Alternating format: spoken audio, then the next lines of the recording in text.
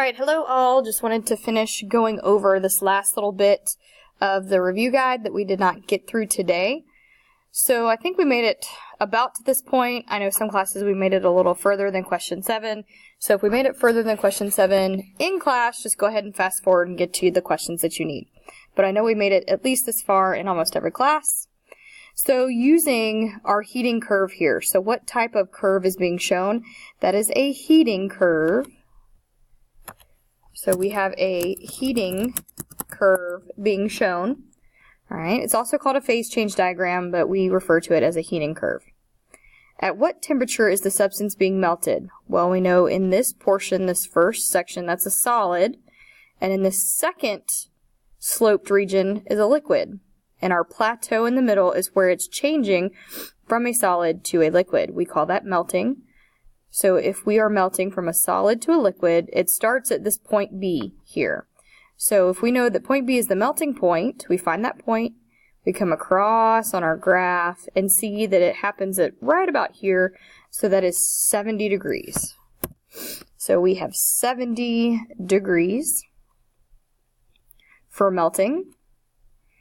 And then we have to go to the boiling point. What's the boiling point of a substance? Well, if we're here at a liquid and we're here a gas, this plateau in the middle must be where we're transitioning from a liquid to a gas. So our boiling point is going to start right here, which is D. So if we take that, follow it all the way across, that happens at 140 degrees. Okay? So looking at question D here, if you were to take away thermal energy from point E, what would happen to the substance? So it's asking if we were right here and we were going to the left of the graph, taking away kinetic energy, taking away thermal energy, what would happen?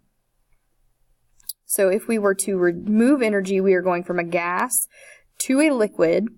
First of all, our molecular motion would slow down, so molecules would slow down. And if we are slowing down, we are also going to condense. So condensation would occur. So as we remove the heat, it's going to cool down, our molecules would slow down, and condensation would occur. And the last question is, what is the temperature range for the liquid phase of the substance? So we have to go back to the curve and look at the range for the liquid phase. Well, I know that liquid phase occurs in the second sloped region, and that region starts at our melting point, which is 70 degrees, and goes to our boiling point, which is 140. So the liquid phase is going to occur between melting and boiling, which was 70 degrees for melting, to 140 degrees for boiling. Alright, question number 8. A chef is testing out new iron cookware. He knows that iron has a specific heat of 325 joules per kilogram degree Celsius. He heats a 3 kilogram iron skillet on a stove for 5 minutes and finds that the temperature of the iron skillet has increased by 260 degrees Celsius. Calculate the energy. So we're solving for Q. So if we have our Q equals MC, and let's see if I can add a delta T.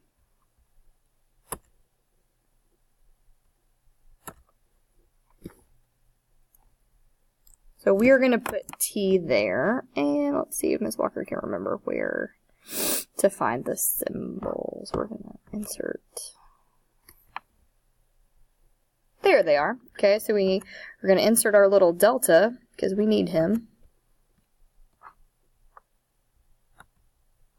to be able to tell us we are looking for the change in energy. Because we're going to use this guy right here. It's an upside down delta, but we're going to use him. Okay, so we've got our delta T. Alright, so MC delta T, we're talking about the change in temperature. And they have given us the specific heat. They said the specific heat of iron is 325. They also told us that he heats a 3 kilogram skillet, so we know our mass is equal to 3. And then it says that the skillet has increased by 260 degrees. So that's our delta T. They already did the math for us there. We don't have to subtract to find out what delta T is. They've already given it to us. So 260. So now if we plug them in, where they go, I got 325 times 3 times 260. And we're going to plug that into our calculator. So if we plug it all in and multiply, 325 times 3 times 260, we are going to get 253,500 joules. So 253,000, we said 53, 253,500, and because we're talking about energy, we need a J there. So 253,500 joules. And that would be it. That's all the energy we need in order to make that iron skillet heat up to 260 degrees. Alright, so we are going to use the table.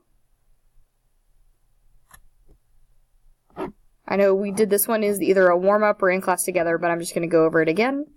What is specific heat? So the amount of energy required to heat 1 gram of something by 1 degree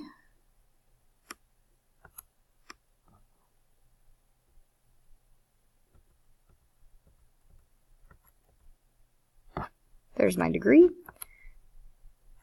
by 1 degree Celsius. Okay, so how much energy is it going to take for us to heat up 1 tiny little gram by 1 degree Celsius? Now we're using our chart. Which metal has the highest specific heat? So this gives me specific heat for each one of these metals. So I've got calcium, iron, silver, and gold. To find the highest specific heat, all I need is the largest number. Well, in this group, the largest number happens with calcium. And then I need the lowest specific heat, which would be gold, because its number is the lowest. So if you were to add 300 joules of heat energy to each of those metals, which metal would have the largest increase in temperature? Explain. Alright, so the lower the specific heat, the less energy it takes to heat up.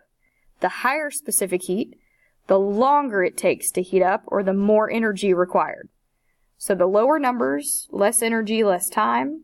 The higher numbers, more energy, more time. So the higher the specific heat, the longer it's going to take. So if it takes a long time to heat up, it's not going to see a real big change in temperature. If it doesn't take a long time to heat up, then it's going to see a greater change in temperature because it was able to change its temperature quickly. It didn't take a lot of energy to increase.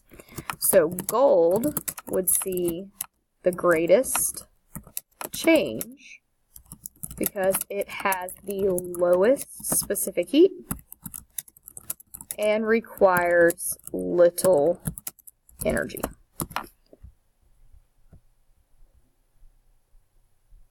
Explain the energy transformation in a hydropower dam. Well, we know that as the water sits up here, we're at the top of a hill, so it starts as potential. Then it moves and rushes down the hill, so it turns into kinetic because it is moving. Then at the bottom, we know we have a turbine that spins, so we get some mechanical as that turbine spins. And then finally, we convert that to electrical energy. That's what we use a hydropower dam for, is to provide electricity. Right? So as long as you know that we go from potential to kinetic to, you could say either more kinetic or mechanical as the turbine spins, to electrical, you would be correct. Alright, last question. Find the potential energy of a 2.5 kilogram bird sitting on top of a 76 meter tall pole. Well, it's asking us to solve for potential energy.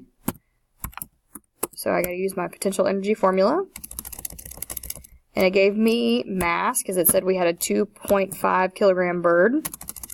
And our height was 76 meters. And I know that gravity is equal to 9.8. So if I put all of my pieces in my formula, mass was 2.5, Gravity is always 9.8 and 76. And we're going to plug that into our calculator. So I have 2.5 times 9.8 times 76. Gives me 1,862 joules. So 1,862, and because we're dealing with energy, it is joules. Alright, so now we're looking at the same bird.